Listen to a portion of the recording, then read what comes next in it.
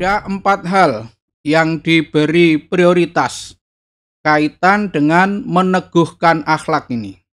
Yang dalam hal ini, para pimpinan persyarikatan dituntut untuk membimbing umat dan menjadi teladan dalam peneguhan akhlak yang mulia itu.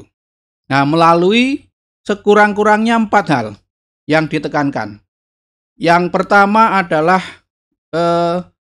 menguatkan rasa takut kepada Allah.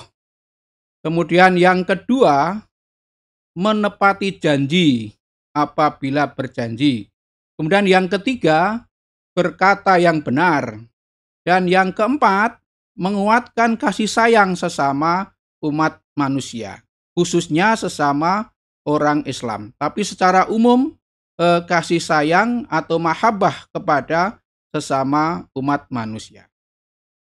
Pemirsa yang berbahagia, yang pertama, mempertajam dan memperdalam rasa takut kepada Allah. Mengapa takut kepada Allah ini penting? Karena rasa takut kepada Allah itu yang menyebabkan manusia bisa menjauhi perbuatan maksiat atau membentengi manusia dari berlaku maksiat. Maka yang ditumbuhkan adalah rasa takut kepada Allah. Nah, insya Allah, kalau takut kepada Allah itu ada dalam diri kita, maka kita akan terhindar dari perilaku maksiat. Kalau kita terhindar dari perilaku maksiat, maka untuk berbuat baik itu lebih mudah. Jadi orang itu belum dikatakan hebat jika baru bisa melaksanakan perintah-perintah, jika baru bisa berbuat baik. Tapi orang itu hebat di hadapan Allah kalau sudah melaksanakan perintah dan menjauhi kemaksiatan. Sebab apa? Sebab perbuatan baik itu bisa dilakukan oleh orang baik maupun orang jahat. Tetapi menjauhi larangan Allah itu atau meninggalkan maksiat itu hanya dilakukan oleh orang yang benar-benar baik. Nah, dalam hal ini, dalam rangka memperbuahkan budi pekerti, yang kita tanamkan pertama adalah mempertebal rasa takut kepada Allah. Kemudian yang kedua, menepati janji. Setiap orang ketika berkomunikasi, berhubungan dengan sesama orang lain, sesama kita, sama manusia, tidak terlepas dari urusan janji ini.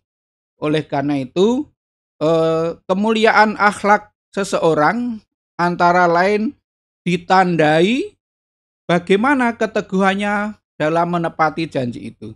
Kalau orang itu terhadap janji yang diucapkan selalu menepati, nah dia termasuk orang yang mulia. Bahkan dalam surat Ar-Ra'd ayat 19 dan 20, itu ciri orang cerdas yang pertama adalah menepati janji. Dengan kata lain, kalau orang yang suka melenjani janji, itu tandanya orang yang tidak cerdas. Jadi ulul albab atau orang yang otaknya berisi, itu ciri pertamanya adalah orang yang senantiasa menepati janji apabila dia berjanji. Oleh karena itu, adab orang Islam ketika berjanji itu 2. Yang pertama mengukur diri, yang kedua rendah hati. Mengukur diri itu artinya menurut ukuran kemanusiaan bisa menepati. Rendah hati itu dengan mengucapkan insya Allah, karena kita tidak tahu yang akan datang akan seperti apa. Kemudian yang ketiga, benar ucapannya atau tepat ucapannya. Bagaimana firman Allah, ya ayyuhalladzina amanu taqullah wa qulu qaulan sadida. Wahai orang yang beriman, bertakwalah kamu kepada Allah dan berkatalah dengan perkataan yang tepat. Jadi qaulan sadida itu perkataan yang benar dan tepat. Sebab ada yang benar tetapi tidak tepat untuk dikatakan pada situasi tertentu. Nah, sehingga kita dituntut dalam berakhlak itu juga dengan berucap benar. Kalau kita itu berucap benar, berarti kita memegang teguh yang namanya kejujuran. Dan ini yang paling gampang dinilai, dihargai oleh orang lain, yang namanya kejujuran itu.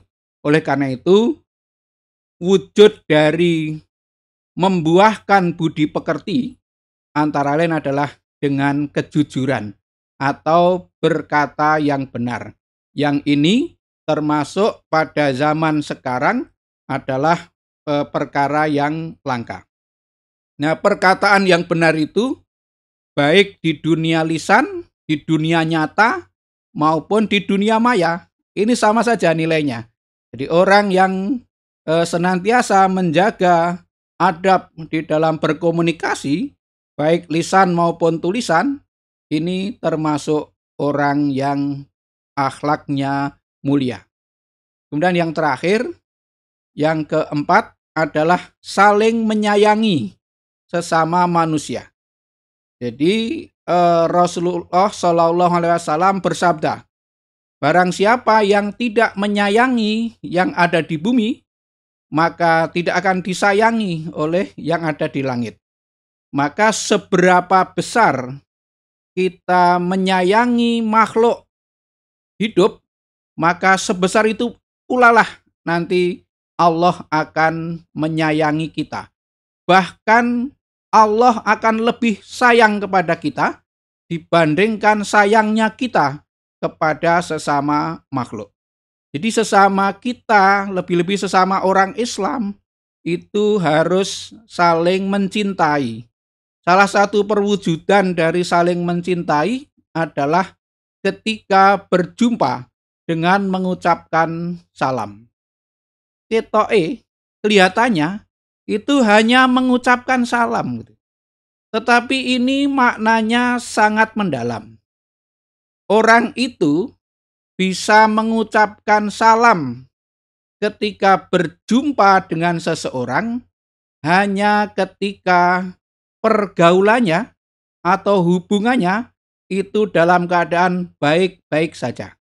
Kalau saya marah kepada jenengan, nggak mungkin bisa mengucapkan salam. Sehingga perintah mengucapkan salam itu maknanya sangat luas, yakni menjaga pergaulan antara kita itu dengan baik. Kalau pergaulannya terjaga dengan baik, maka akan dengan mudah dan ringan untuk mengucapkan salam.